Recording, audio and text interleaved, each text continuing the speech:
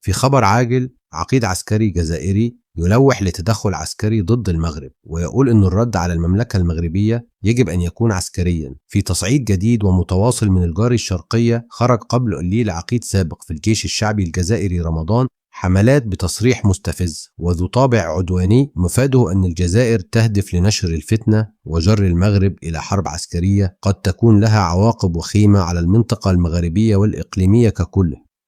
حيث قال هذا العقيد العسكري إن الرد الجزائري المناسب يجب أن يكون عسكريا، حيث يقول إن الرد الأمثل هو ضرب المنطقة التي انطلقت منها الجهة التي اعتدت على القافلة الجزائرية حسب تعبيره.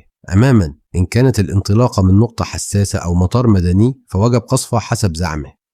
ويضيف العقيد الجزائري المتقاعد وفق ما كتبته جريدة الصحيفة: هذا الرد هو رسالة قوية من الجزائر إن هناك جهازا استخباراتيا قادرا على التقاط المعلومة وتوظيفها، مشيرا إلى أن الرد العسكري الجزائري إن حصل فلا يمكن للمخزن المغربي مواجهته حسب تعبيره، لأن الجيش الجزائري أقوى بكثير حسب زعمه. هذا التصريح من العقيد المتقاعد المذكور يتفق معه عدد من السياسيين والعسكريين الجزائريين، لكن هناك أطراف جزائرية أخرى تحذر من التهور والانسياق وراء حرب لا طائل منها.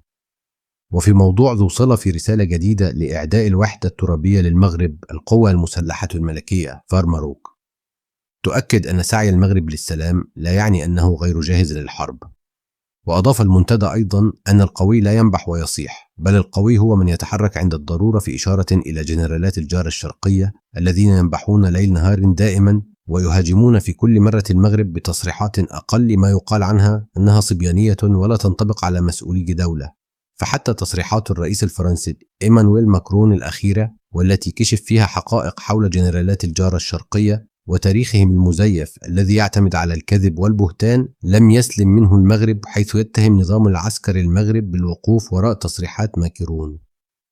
مخلف سخرية عارمة عبر مواقع التواصل الاجتماعي